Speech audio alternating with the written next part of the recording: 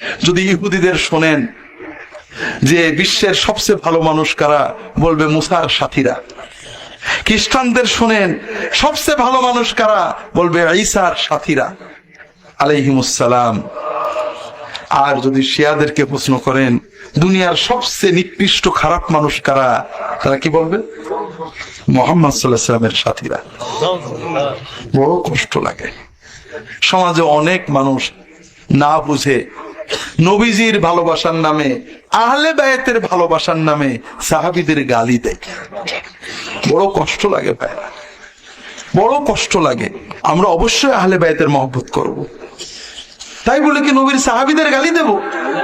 একজন বলছে যে মুহাম্মদ সাল্লাল্লাহু আলাইহি ওয়াসাল্লামের মৃত্যুর পরে ফাতেমার সাথে আবু বকরের গোলমাল হয়েছিল।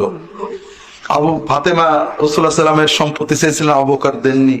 এই জন্য ফাতেমা বলছিলেন আমার মরার পরে যেন লাশ না দেখে। তাহলে বলেন এবার কার কথা শুনবো? আমি বলছি ভাই, যে আল্লাহর কোরআন সত্য হয় তাহলে তুমি মিথ্যাবাদী। আল্লাহর কোরআন সত্য হলে উভয়ই ভালো ছিলেন, আর তুমি জাল মিছে কথা বানাইছো। আর তোমার কথা যদি সত্য হয় তাহলে আল্লাহ নাউজুবিল্লাহ, আল্লাহর কোরআন মিথ্যা হয়ে যায়। মুহাম্মদ সাল্লাল্লাহু আলাইহি ওয়াসাল্লামের সাথে থেকে, তার সহবতে থেকে দিন বুঝলো না, তুমি বেশি বুঝে গেলে। বড় কষ্ট লাগে যে কোরআন পড়ে আমি আজকে দিনের দাবি করছি, সততার দাবি করছি, নবীর প্রেম দাবি করছি, নবীর পরিবারের প্রেম দাবি করছি।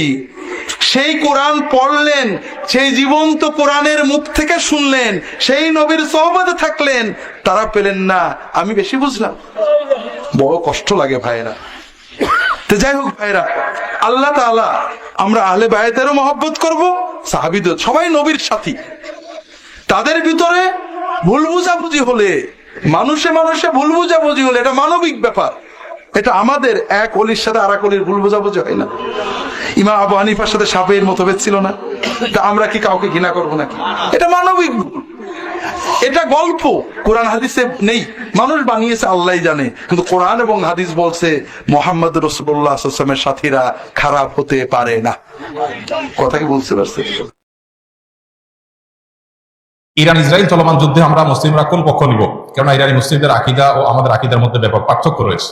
দেখুন, একটা কমন নীতি আমাদের প্রত্যেকেরই জানা থাকা দরকার। সেটা হলো, একজন মুসলমান তিনি সবসময় মাজলুমের পক্ষ অবলম্বন করবেন। যখন দুটি বিবাদমান পক্ষের মধ্যে একটা মাজলুম আর একটা জালিম হবে, তখন সেই ঘটনায় মুসলমানরা সবসময় জুলুমের বিরুদ্ধে অবস্থান নেবে। এটা হলো কমন নীতি। এমনকি জুলুমের শিকার মানুষটা যদি অমুসলিম হয়, তারপরেও তার প্রতি মুসলমানের সিম্প্যাথি থাকবে। মুসলমান কখনো জুলুমের সাথে সঙ্গ দিবে না যদি জালেম মুসলমান হয়। অতএব আপনার সাথে কোনো মাজলুমের যদি আকীদাগত মতপার্থক্য থাকেও, সেই মতপার্থক্য আপন জায়গায় থাকবে, সেটাকে আপনি রাখবেন, এবং বিরোধিতার জায়গাটা আপন জায়গায় থাকবে। কিন্তু এত সত্ত্বেও যদি সে জুলুমের শিকার হয়, তাহলে আপনি জুলুমের বিরুদ্ধে অবস্থান নিবেন। অন্তত সার্বিকভাবে, সামগ্রিকভাবে আপনি সেটার বিরুদ্ধে অবস্থান নিতে না পারলেও মানসিকভাবে হলেও তার বিরুদ্ধে আপনাকে অবস্থান নিতে হবে। এটা হলো মৌলিক নীতিমালা। মুসলমান কখনো জালেমের পক্ষে যেতে পারে না, মাজলুমের পক্ষ মুসলমান সবসময় নিবে। এক্ষেত্রে সূরা রোমের যে ঘটনা, সেটা আমাদের জন্য একটা বিশেষ নির্দেশনা হতে পারে। সূরা রোমের শুরুতেই আল্লাহ তাআলা যে বলেছেন আলিফ লাম মিম গুলিবাতির রুম, এখানে আমরা দেখেছি যে রোমানদের সাথে তখন পারস্যের অগ্নিপূজকদের সাথে যে যুদ্ধ হয়েছে, সেই যুদ্ধে মক্কার মুশরিকরা পারস্যদের, আর মক্কার মুসলমানেরা সাহাবায়ে কেরাম তারা রোমানদের সমর্থন করেছেন। কেন?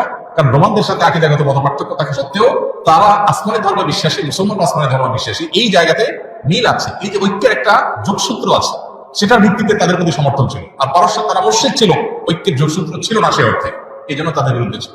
অতএব আজও আমরা ওই মূলনীতি মাথায় রেখে অনেক আহলে কেবলা, অনেক আপনার মুসলিম আছেন যারা হয়তো বিভ্রান্ত, যারা হয়তো বিদাতে লিপ্ত, কেউ কেউ হয়তো শিরকে বা ইসলামের জ্ঞানগণ্ডি থেকে খারেজ, বাট বাহ্যিক দৃষ্টিকোণ থেকে আদর্শ সময়তে মুসলমান মানুষ মনে করে পরিস্থিতি বিবেচনা, বিশেষ করে তারা যখন জুলুমের শিকার হবে, তখন জালিমের পতন চাওয়া বা তাদের চাইতে আরো বেশি জুলুম যারা করছে তাদের পতন চাওয়া বা তাদের ব্যাপারে আপনার যথাযথ অবস্থান গ্রহণ করা, এটা মুসলমানের একজন দায়িত্বশীল মুসলমানের কর্তব্য।